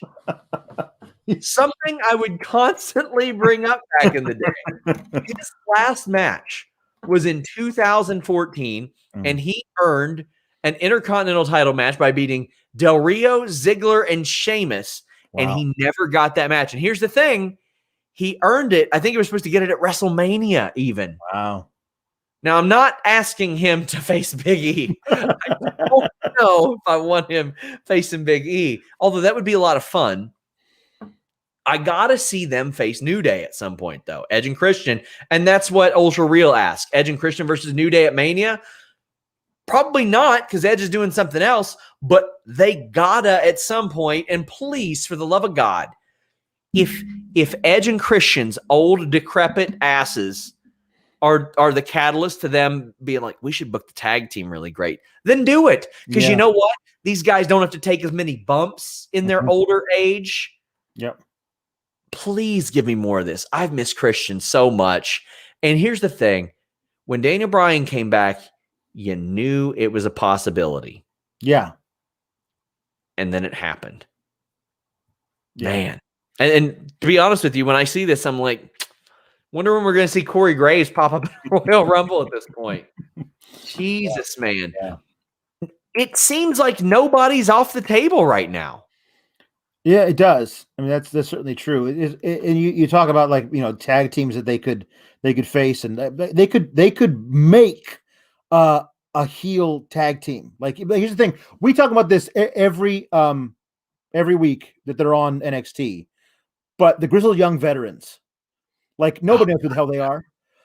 But imagine Zach Gibson cutting promos on these 2 old timers and them cutting promos back to him, and James Drake standing there mute as a rock. Like he doesn't actually say anything, but I that would be so great. And it would, if they had that feud, that would make this brand new, youngish, newish tag team on the main roster. I'm not saying it has to be them, but you could do something really great by making a brand new tag team to at least new to the main roster, feuding with Edge and Christian. It'd be really great. So this is the most super chatted subject of the night, so we're going to spend some time talking about it. Anakin says, hope we get a proper Edge and Christian match. They haven't gone one-on-one since 2001. Maybe. I think the money is in them tagging. I think I don't want to see them. I don't want to see them fight each other. I want to see them be best friends. I want to see them be best friends and face a younger team that do you ever need Edge and Christian carried in the ring back in the day? No, but they're in their late 40s. Yeah, that's where we are. Carlos Easy says that spot with Edge, Christian, and Daniel Bryan made me so thankful about that's a good point. Yeah. We are so lucky that we get some more of them. And not only that the age thing, it's a lot different. A lot different. By the way, buddy, I'll get to it. Stop doing this. But I'm just so happy that we got this. David Dickers says, started watching wrestling when Christian had that Elimination Chamber, was a fan instantly, did have a bit of a pop this early on in the day. Here's the thing. When I saw Christian do the unsanctioned match with Orton, and he even took the low blow, I was like, there's a chance. Because WWE, when they have somebody on a no contact list, it is a no contact list. Yeah. So, like, when Edge is hitting that spear in Toronto, I know something's up. Yeah. Something's up. Nerd Guru says, give me Edge and Christian against Cole and O'Reilly. Oh, my God. That'd be great. Like, all these things that have never even entered into my brain, like the Usos. Yeah. Like, these things have never even entered my brainwaves, because why would they? And I'm at a Q&A a couple years ago, Alex, and people are saying, when you guys coming back to the ring? And I'm like, morons. Well, there you go. I guess I'm the moron. Yeah. Oh, my gosh. Benny Boy says, thanks, Sean, for hating Orton being out all match. Yeah, I didn't like it. And Benny Boy says, thoughts on Orton's burns and plans for Edge? Surely he's losing to Drew due to his limited match contract. I mean, I don't know if he's got a limited match contract, and plus he just missed 6 months. So the Orton burns, come on, they're sunburns with the same degree. Like it's a weird thing that he shows up on Raw with Vaseline all over his face to treat his terrible burns, and 5 days later, totally fine. Just like also just slide off his face, Alex. That's the other thing is that I thought if he was going to have full contact in the Rumble, he'd have to wear the mask, right? Because otherwise you could aggravate those terrible burns he got on his face from that fireball that literally landed right in his schnoz. Bryant Heath said, do you know if Samoa Joe and Graves are on that no contact list? Graves was, but he's not put on the same roster slots as them internally. Joe has not been. Evan says, seeing Christian back raises my Sting interest, TBH. When he was out there, and AJ came out next, I was even like, oh, AJ and Christian. Yeah. My God. We will get to more of the Edge and Christian super chats. Stellar Justin Lopez says, my biggest fears were getting Orton versus Edge for the title at Mania, which has been the rumor for months. We don't need that at all. The thing about it is, like, Edge, if Edge faces Orton at Mania, then all of his matches since he's been back at the Royal Rumble last year will be against the same guy. Think about all of the people he could face, people he's never had an opportunity to, all the stuff. But nope, he's got to have all of his matches against his old tag partner. No, he face somebody else. I don't care who, somebody else other than Orton. And we still have plenty of stuff to talk about in this match. Ali Bazi says WWE doesn't value Jeff Hardy as much as they should. In and out in 3 minutes. I was excited to see them show down. Give me Hardy versus Cena at Mania. I think you overvalue Jeff Hardy at this stage, my friend. No disrespect to him, but I think you do. It won't stay up says, I wish Shane was in the match, but I guess we can't always get what we want. I've noticed John Cena hasn't been a part of the pandemic era. He'll do something. Carlos says, can we talk about the New Day gear with Brody on it? What a beautiful tribute. It was great. And another super chat from Rob Reed says they're auctioning it off for charity. That is fantastic. I love that. Their gear, like, that was such a nice special touch. And man, you can tell how much he meant, especially to Big E. Yeah. No, there's the stuff that came out with Amanda Huber on her podcast where she was talking about how, like, she got Big E to come out, like, on Christmas to tell Brody Jr. that his dad was going to die, which is just horrible. But, like, on that same day, the pre-taped match where he became Intercontinental Champion aired. Like, what a horrible and great day for Big E. He has to like that. I'm always going to remember that. Oh, man. Carlos also says, I get that the Rumble should take place to make a new star win, but I cannot be upset with Edge getting this win. And the spot with Christian deserved a crowd. It did, but unfortunately, we don't know that we're getting that until Mania. Right. Drew says it was the second most emotional moment of the night. Edge and Christian hugging, and he couldn't hold back the tears and said, "I'm not sure how you guys feel, but I loved how Orton and Edge's brawl encapsulated how their hatred was more important than winning in that moment and starting the Rumble." That's fine, but I didn't need Orton camping out outside the ring forever. No, especially because it was built to an obvious sneak attack at the end of the night. Like, you didn't need it. My God, like, people are in love with Christian. Chris Delinquent saying he popped so hard for it. Brian says, Edge is the exception, not the rule. Understanding his career and how miraculous it is that he came back was special. J.K. Schwal says, shout out to New Day for the gear. My God, there's so many super chats to get to. Let's talk about the rest of the match first before we do. Corbin quickly eliminates Nakamura. That shocked me. I thought he was always a red herring. Like Nakamura being like, oh, he's going to win the Rumble. They did that thing with him with the gauntlet match. Like, oh, is he going to win the Rumble? He's not going to become a 2-time winner. Like, they haven't booked him like that at all. Yeah, I think he'll get a title match in February or March or something. Because of all that. Dominic eliminates Corbin. I love that they pan to Corbin's face like, how can he possibly deal with this guy? He's beat clean as a sheet 2 weeks in a row on SmackDown very easily with his finish. Okay. Yeah. So we're getting another match. We're getting a third goddamn match out of this. We're getting Dominic is only allowed to wrestle one guy at a time for 6 months. It was Seth, and now it's Corbin. That's it. So Hurricane shows up. Nasty fall.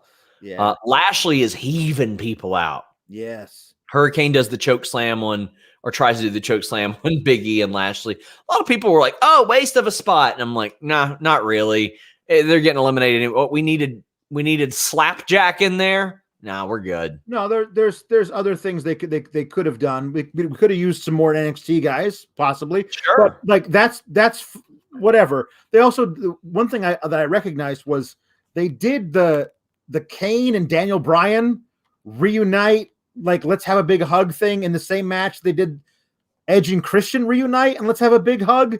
Like it feels like you didn't need to do the Kane and Daniel Bryan one in the same match. It kind of cheapens that. Oh, then we got a spot that I hated.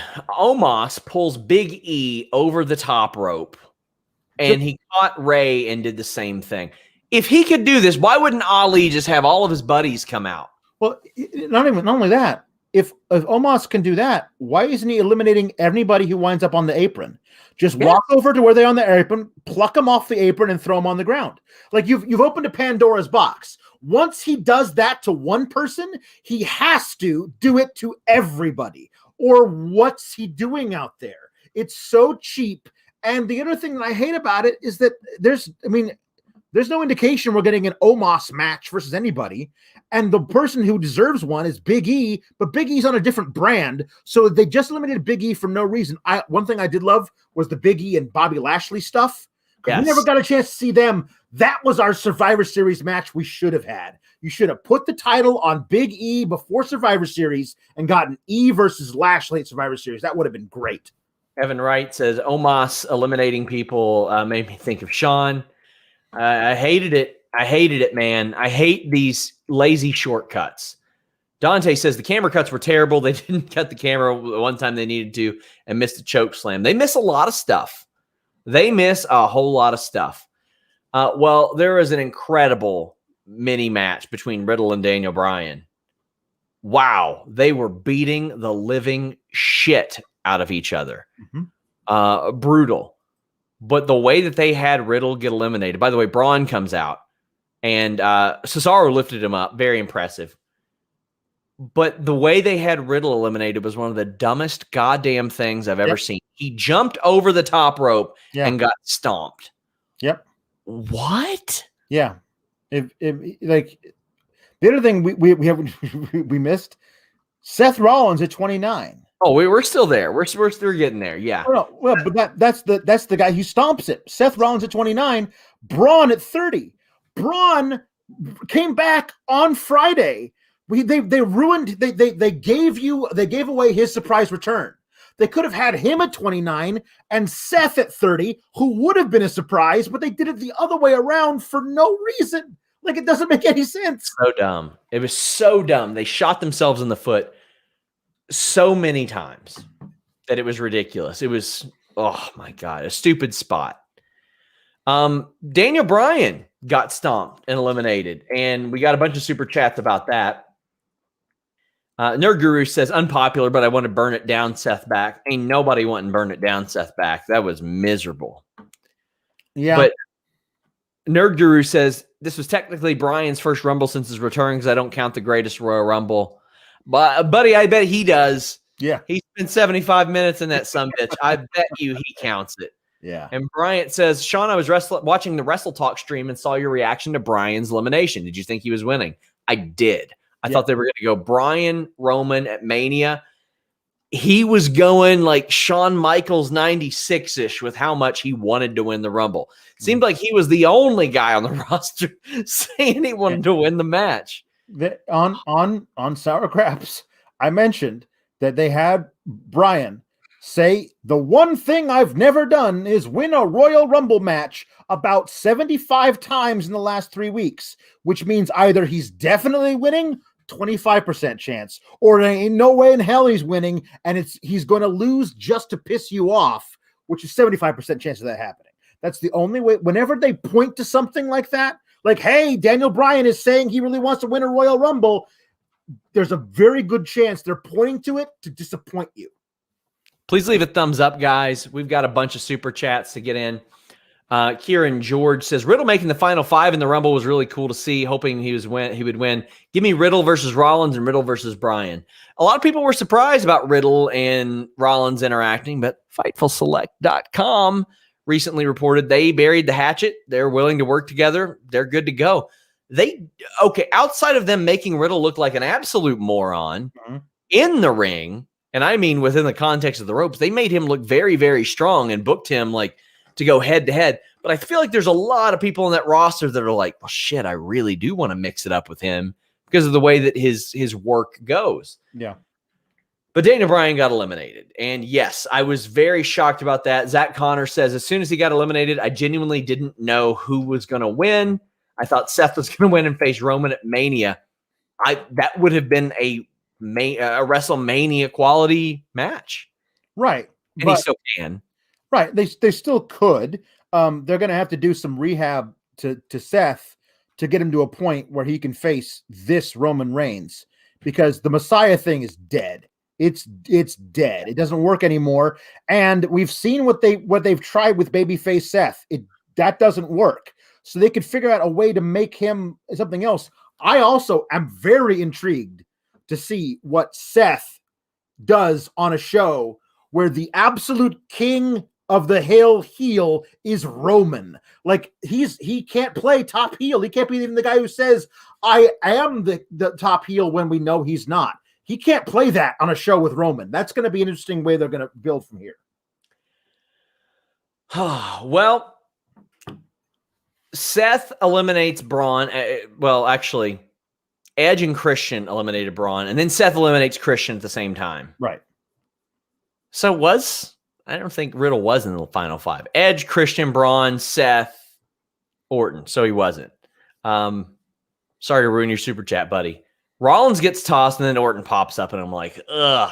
But again, here's the thing. WWE's like, man, people are going to be really scared that we're going to book this shitty like we usually do. Let's play off of that. And here's the thing. That was Roman Reigns getting eliminated last every year. Yeah. They know that we are so concerned that they're going to fuck it up that they play off of that. And I'm glad they do, because it makes for entertaining stuff. But I would like it a lot more if, like, throughout the year, they just didn't fuck it up so much, man. Yeah. When the only reason we are happy is because you have booked something not as terrible as you normally do, that's a problem. Yes. Let's get to these super chats. Edge wins the Royal Rumble.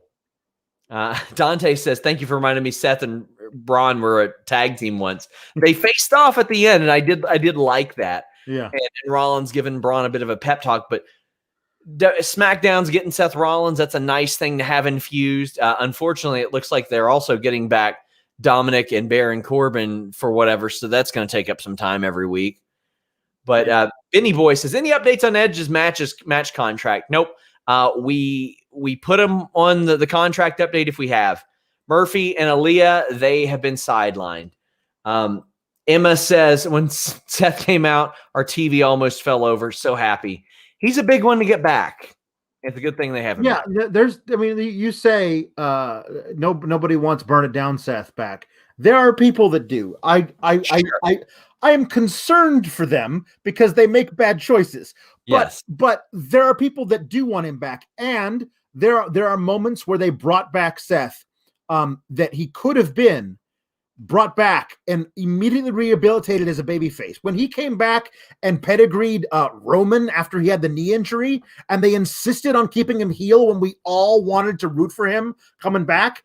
This is another thing. This is a major life thing that's happened to him. Yes. Seth Rollins is a father now. That could change him. That's all you need to point to as why he's not the Messiah anymore, because he's been changed by being a father now.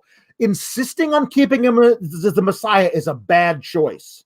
Well, I want him to be like overbearing about the gift of childbirth. I mean, fine. And I want him to say things like, when I was pregnant, like, I want him to be really overbearing about it. Pregnancy was really hard for me, guys. Like, I want miracle of life Seth Rollins now. That's what I want. Bryant says they could have easily had Braun decimate Orton on the outside once he enters, making us forget about him. And you do the finish they did. I just don't like the laying outside the ring thing. No, it doesn't work for me. A lot of concerns about how people are booked. I Touch Squirrels says, do you think they'll ruin Rhea once she makes it to the main roster? One look at her and it's clear she's not like the others. Yeah, they're going to have her cut a lot of promos. And I constantly refer to it. Her main roster promo was, you can challenge for any title? Well, that was her promo. Mm-hmm. Fuck. Okay, man. Thanks. Sorry about dropping the F-bomb so much. We got a super chat that says, WWE won't call up stars from NXT without a 6-month plan, and it's called The Shelf. Oh, man. Carter Bamelli says, haven't watched WWE in a minute, but after this amazing Rumble, had to watch you guys in super chat. I legit cried seeing Christian. There were a couple of tear-jerking moments there. Yeah. I mean, it's a huge deal. Like, Christian's been gone. Like you said, 2014, it was one of those things like this is the guy that a lot of us like grew up as wrestling fans watching and rooting for. And then like both him and Edge forced into retirement before they wanted to by injuries. And a year apart, these two guys who have been basically inseparable in our minds forever get to come back and do the thing they love again. That's an amazing thing. Like, that's so cool. And really only wrestling gives you this. You don't see people who are retired from the NBA for a dozen years get to come back and play for the Lakers for a season. That doesn't happen. Shawn Michaels was an anomaly, 4.5 years. And we're getting like one a year now. Daniel Bryan, Edge, Christian. Yeah. Also, it makes me wonder, like, I don't know if there has been improvement in their physical ability, or if you need to start questioning WWE's doctors. Like, I mean, that's the thing. Daniel Bryan went all around the country to get cleared. And here's Christian, and I get it. Concussion. I've dealt with post-concussion syndrome, and it is scary. And sometimes you don't even know you're dealing with it until afterwards, and you're like, oh, shit, I had a concussion, and it was really bad. Yep. Edge, a little bit different. I mean, you never know.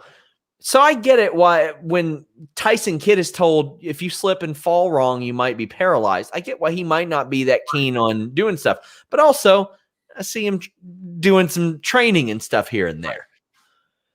Chris Delinquent says, after Bryan was eliminated, I would have preferred Christian since they always treated him like garbage. The finish of KO versus Reigns ruined it for me. Besides that, I love the show minus the women's tag.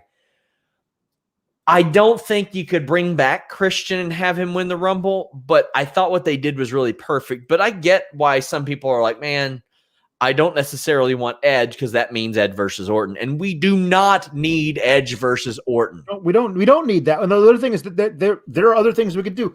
Not that I think that they should do this, but they absolutely could. They could have Edge want a piece of Roman because that's the top guy. Like, I mean, they could easily do that. WrestleBuzz says, love the New Day's gear. Actually, I think that was 35 names Deegan. It says the Sasha versus Bianca slogan should be best versus the EST. I like it. I like it a lot. Deegan has some good ideas.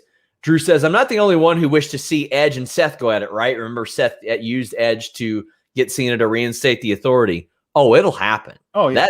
That's got to happen. That's a slam dunk. Got to do it, Alex. I feel like Edge's thing should be, I don't know how long he's back for, but I think Edge needs the contract where he can go to any brand and do a couple of things with anybody he wants. Yeah. Because he should not be bound to Raw because there's too many guys over on SmackDown that he should be working with.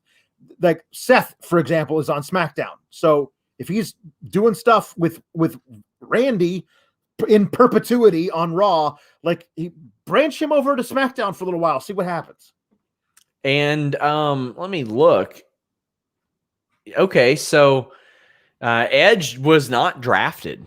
Right. I mean, I have him listed as the Raw roster because he popped up on Raw, but he can go wherever the hell he wants, I would assume.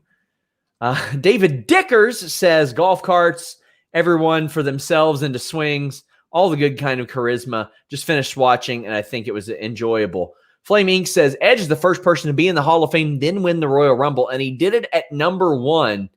And he says that will be in every by the numbers now. Oh, yeah, I got to go through and update my personal stats page like heavily now.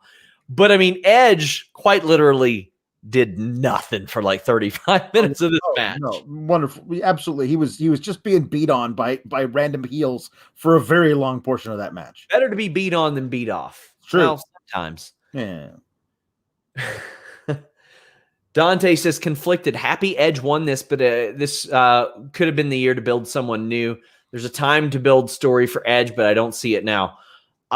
If you're gonna do Edge winning again, it needs to be like his last. Like I'm on borrowed time, and to get what I want, I gotta win this match type of thing. And the thing about it is Edge, as we've seen from his promos that he's been doing, like he can tell that story. Give him 2 minutes and a microphone and let him tell that story of like, this is it. I promised Beth, this is it. I got one more in me. Like you could absolutely have him do that and make us feel like we're there with him, rooting for him to have his one last shot. And you could really make it great. Flame Inc. says, wait, I super chatted that. I got some of the names mixed up. You'll be all right. I think you super chatted. My main prediction of the night was Edge going the distance. Everyone called me insane. They can suck it. I mean, it was insane. Saying that Edge was going to go almost an hour, that was insane.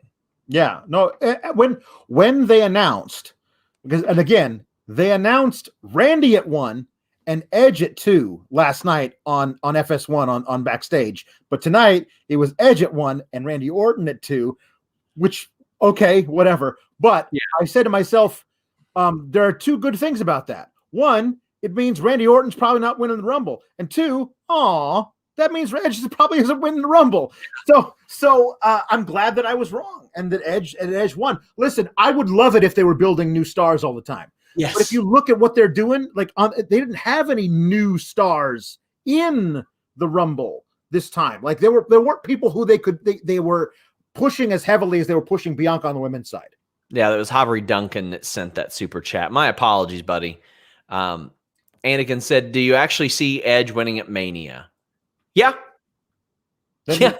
There's a wonderful story there of the title he never lost. Yes. And like a dozen years later, he gets to hold it again. Like that's a pretty cool story. And you can absolutely make that work. Edge and Christian against Roman and Jey Uso at Fastlane. I wouldn't mind it. I wouldn't hate it at all. Yeah. I mean, if you're having him go after Roman, that's a good way to get a tag match in there somewhere. Vincent Elisar says, sorry, but I'm not really interested in seeing Edge fight for a world title in 2021. The women's Rumble was leagues better than the men's. I'm not going to fault you for that. I mean, I don't blame you for not wanting to see that. To me, Edge is like Nate Diaz, Conor McGregor territory. Like I'll watch them wrestle and I'll be very happy to watch them fight, but I don't need to see them compete for a world title. Right. And I get that. I think a lot of it is that, man, last year that match that they were absolutely building to, that there was going to be Edge versus Orton at Mania in front of all those thousands of people when Edge beat Orton after Orton attacked him the night after Royal Rumble. They were building to something really special, and COVID ruined that. And the fact that we might get to actually have Edge win a title in front of some number of people this year at Mania could be a really amazing thing. I think that's probably why Edge signed up to come back, is to have that amazing thing, and that because of the world didn't happen. Yeah. Hannah says Edge is the only person to win a Royal Rumble as a Hall of Famer. He's also 47 and just spent 58 and a half minutes in a Rumble. That's unbelievable. WrestleBuzz says, does Edge versus Drew or Roman make more sense? I feel like there's more options for Roman on SmackDown, Daniel Bryan, Shinsuke, etc. Yeah, there's also Seth Rollins. Yeah. That one makes an awful lot of sense too. Yeah, and again, they'd have to do a lot with the Seth character to get him to a point where him facing Roman makes sense. But Daniel Bryan is absolutely there and could win an Elimination Chamber match to get that match as well. Daniel Bryan facing Roman in his final Mania as a full-time wrestler, as he has said this Mania will be, is a huge thing. And having Roman shut that shit down and basically end Bryan's full-time career puts him over as a heel like no other. Like, there's a lot of good things there as well. We have somebody saying they starred a super chat because they went past their character limit. Well, the character limit's there for a reason. We can't be reading novels out here, my friends. Just send another one. Fernando Cruz says, SRS, do you think we'll ever get a 3-time Rumble winner like Austin? If yes, who would be your pick? Bianca or Charlotte? Wow. Yeah, there's certainly has I think Charlotte's probably gonna get there. But we almost had one tonight. When Orton came back at the end, I was like, oh crap. Yeah. They're gonna have Orton eliminate Edge last. Like, that was going to be the scary thing that people were predicting, was Orton show up out of nowhere and eliminate Edge after Daniel Bryan had already been eliminated. Yeah. That would have pissed off a lot of people, me especially. Guys, leave a thumbs up. Please subscribe and send that super chat in. We are at the home stretch. Aubrey Duncan says, Edge wins the title. He never lost. Then a Miz cash in. I think they need to get that briefcase off Miz. They got to do it fast. Yeah, they got to get it off Miz. Oh, God, they'll put it on Orton. Orton will get it, and he'll win based on the briefcase. Oh, no. I'm saying, like, Miz cash in and lose it. Yeah, but, I mean, I think that horrible. I think they'll find a way to give it to somebody else. JJ Lee says, great show after last year. I'm not taking NXT off the table just yet. So the 3 options for Edge and Bianca all bang. Can't wait for those. I don't want to see Edge versus Balor. Edge versus who knows? Maybe Karrion Kross has it by then, but I don't want to see Edge versus Karrion Kross either. And Balor, so he can say, Edge, I thought you were still drinking through a straw. And he's like, I broke my neck, dude. I could eat just fine. That's what we're going to see. Justin Lopez says, give us Orton and Edge at Fastlane for the title shot and have the Fiend interfere. That way it prevents the Mania match. I guess. Yeah. Whether we like it or not, we're building toward an Orton and Fiend another thing. Like, I don't know when that's going to happen, but it's definitely going to happen. Nerd Guru says, yes, Mania, WrestleMania, Kofi Mania. Now it's time for okay. I like it. And the grand S stage of the that's cool. I like that. I really do. That makes a lot of sense to me. Mike NY says, how about Edge, Christian, and Owens versus Bloodline at the Chamber? Well, Edge and Christian can probably go wherever the hell they want right now. Yeah. I'm sure Fox would not hate that at all. Jamie Tannick says, SD needs baby faces and Raw heels. Trade Seth for Lee. I think Rollins has done about all he can on Raw. And I see where you say Raw needs Becky in their women's division. I don't expect her anytime soon. No. The other thing is you would say Seth's done all he can on Raw. All the guys he was working with on Raw also got drafted to SmackDown. So if you put Seth back on Raw, he's got all new dudes to work with. Murphy, whenever he comes back, is over on SmackDown. The Mysterio clan, they're all over on SmackDown. If you put Seth back on Raw, all of a sudden he's got a whole new world opens up for him to work. Sadie, please resend your super chat. I would appreciate that. We also have Anakin JMT says, when I saw the briefcase during the Roman Owens match, I legit thought Miz would cash in. They're doing pretty good at like making you think that he's about to do it. They've done a good job swerving on that. It's just if they do it and he wins, it's bad booking, and that's where they're at right now. No, this iteration of the Money in the Bank briefcase, where they put it on Otis and had no idea what to do with him, so they had to take it off of Otis by having Otis's tag team partner turn on him. Then they never did that feud and then buried the tag team partner who turned on him into the friggin' 24/7 division. And now Miz has it. They cashed it in once, but nope, Miz didn't cash it in. Morrison did, so that didn't count. Like, just have him cash it in and fail so we can move on. That thing is an albatross. Mr. Super Chat, let me know. Start in the comments. If we find out that you didn't actually send one, you will be banned. Jose Flores says, Edge is the perfect example of a favorite character being in a story you don't like him being in. Yeah. That's a fairly good point. Like, I don't want to see him involved in what they're doing. Yeah, I mean, it all depends on what they wind up doing with him. Like, yeah, I mean, if it's the Orton Fiend stuff, oh god, yeah, they have to know better than that. They just maybe they'll actually do the wrong thing anyway, because they normally do. They have to know better than to like insist on doing Edge Orton again. They have to know that's the wrong choice in their heart of hearts. Yeah, they gotta. Ted Gruber sent me a super chat and said, just here for you to reply to my tweets. I get 30,000 of them a month, my guy. I ain't going to get to them all, unfortunately, but I appreciate you. And Praytek says, who's Drew's next opponent going to be? Oh,